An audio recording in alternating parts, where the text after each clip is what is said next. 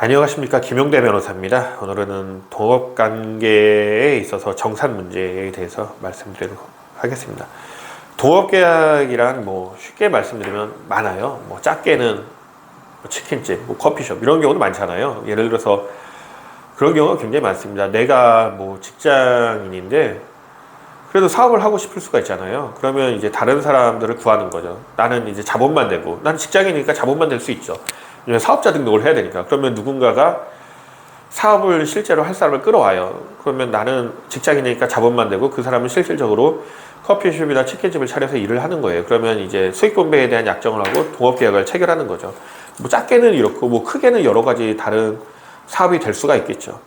이렇게 동업계약이란 결국 2인 이상이 상호 출자해서 공동사업을 경영할 것을 약정함으로써 성립하는 계약입니다. 여기서 출자라는 건 아까처럼 현금 출자가 있을 수 있겠고, 노무 출자가 있을 수 있겠고, 너는 한마디로 쉽게 말해서 법률적 용어는 어려울 수가 있는데, 난 돈 낼게, 넌 일해. 이렇게 할 수도 있는 겁니다. 쉽게 이해를 하시면 되는 거고. 그렇게 됐는데, 이게 생각보다 이제 동업계약이 원만하게 들어가는 경우는 매우 힘들어요. 동업계약이 잘 되면 잘 되는 대로, 안 되면 안 되는 대로 문제가 있죠. 동업계약이 파기가 되면 동업계약이 망했어. 그럼 버리면 이제 현금 출자 하신 분들은 이제 투자가 아니라 대여다라고 갑자기 말을 바꾸면서 돈을 달라고 할 수가 있는 경우고, 동업계약이 또 잘 되면 잘 되는 대로 아까처럼 나는 돈을 출자했어. 근데 실질적으로 일하는 사람이 사업자 등록하고 본인이 이제 회계랑 세무 일을 다 할 거 아니에요. 그러면 야금야금 돈을 횡령할 수가 있어요. 야금야금 횡령하면서 또 이제 현금 출자한 부분을 끊어내려고 하는 경우가 있을 수가 있겠죠. 이럴 경우에 이제 보통 이제 업무상 횡령이나 업무상 배임의 형사적인 문제가 될 수가 있고요. 이제 동업계약이 안 되던 잘 되던 이제 파기가 되잖아요. 그러면 이제 정상금 문제가 있는 경우죠. 보통은 동업계약이 망하면은 현금 출자하신 분들은 이제 망해서 이제 돈을 건질 데가 없기 때문에 이걸 대여금이라고 주장해서 대여금 청구 소송을 주장하는 경우가 많고요. 그럴 경우 이제 피고가 그걸 열심히 막아야겠죠. 예.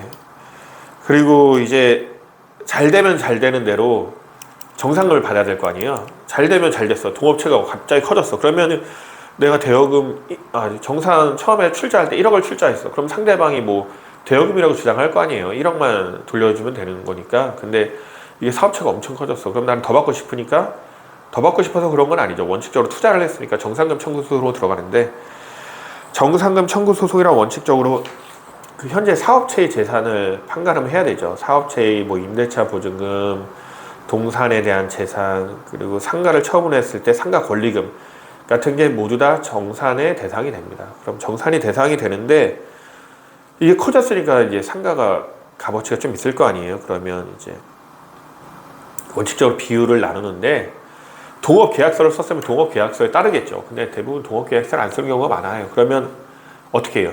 손익분배 비율에 따르는 거죠. 지금까지 손익분배 비율을 어떻게 했냐? 반반씩 해야겠다. 그럼 반반을 주는 게 맞겠죠? 그럼 손익분배 비율도 엉망이야. 그때 돈이 들어오면 대충 정산을 했어. 그러면 출자간 비율에 따릅니다. 법상 그래요. 법상. 손익분배 비율이 없으면 출자금 비율에 따라서 내가 반반 투자했으면 반반 하는 겁니다. 아까처럼 말씀드린 대로 이 사업체가 보증금이 얼마냐, 보증금이 아니라 건물을 샀어. 그럼 건물의 가격에 따르겠죠. 그러면 하는 거고, 그 유체동산 가격은 얼마냐, 상가를 처분을 했을 때 상가의 가치는 얼마냐, 상가 권리금은 얼마냐에 따라서 정상금 비율이 따라 나누게 됩니다. 물론 이거에 따라서는 필요한 경우는 감정까지 하게 되는데, 상가 권리금 감정을 하게 되는데, 보통 그렇게까지 가는 경우는 이제 상가가 좀 커졌을 경우이고, 아까처럼 커피숍이나 다른 휴대폰 대리점이나 이럴 경우에는 감정까지는 안 하고 대충 가격을 자기들이 알고 있기 때문에 원만히 조정하는 경우가 굉장히 많습니다.